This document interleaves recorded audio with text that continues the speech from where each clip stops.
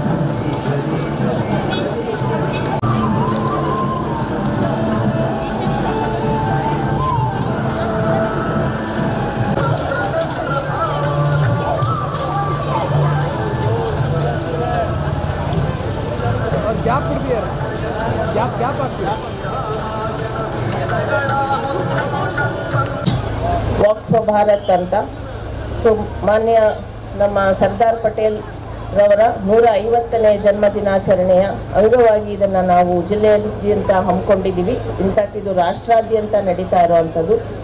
ಈ ಒಂದು ವಿಷನ್ ಬಹುಶಃ ಒನ್ ನೇಷನ್ ಒನ್ ವಿಷನ್ ಅನ್ನೋದು ಇತ್ತೀಚಿನ ದಿನಗಳಲ್ಲಿ ಬಹಳ ಪ್ರಸ್ತುತವಾದಂಥದ್ದು.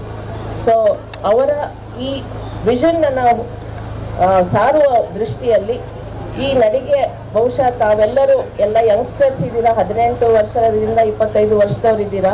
ಈ ನಡಿಗೆಯಲ್ಲಿ ತಾವು ಭಾಗವಹಿಸಿ ತಮ್ಮ ಜೀವನ ಪೂರ್ತಿ ಅವರ ವಿಷನ್ ಏನಿದೆ ಅದನ್ನು ಒಳಗೊಳಿಸ್ಕೊತೀರಾ ಅಂತ ಹೇಳ್ತಾ, ಸಂಸದ ಕೋಟಾ ಶ್ರೀನಿವಾಸ್ ಪೂಜಾರಿ, ವಿಧಾನ ಪರಿಷತ್ ಶಾಸಕ ಎಸ್.ಎಲ್. ಭೋಜೇಗೌಡ, ನಗರಸಭೆ ಉಪಾಧ್ಯಕ್ಷರಾದ ಲಲಿತಾ ರವಿ ನಾಯಕ್, ಜಿಲ್ಲಾಧಿಕಾರಿ ಮೀನಾ ನಾಗರಾಜ್, ಜಿಲ್ಲಾ ಪಂಚಾಯಿತಿ ಮುಖ್ಯ ಕಾರ್ಯನಿರ್ವಹಣಾ ಅಧಿಕಾರಿ ಕೀರ್ತನ, ಬಿಜೆಪಿ ಜಿಲ್ಲಾಧ್ಯಕ್ಷ ದೇವರಾಜ್ ಶೆಟ್ಟಿ, ನಗರಸಭೆ ಸದಸ್ಯರು, ಜಿಲ್ಲಾ ಪಂಚಾಯಿತಿ ಸದಸ್ಯರು, ಚುನಾಯಿತ ಪ್ರತಿನಿಧಿಗಳು, ಸಂಘ ಸಂಸ್ಥೆಯ ಮುಖಂಡರು, ಶಾಲಾ ಕಾಲೇಜು ವಿದ್ಯಾರ್ಥಿಗಳು ಪಾಲ್ಗೊಂಡಿದ್ದರು.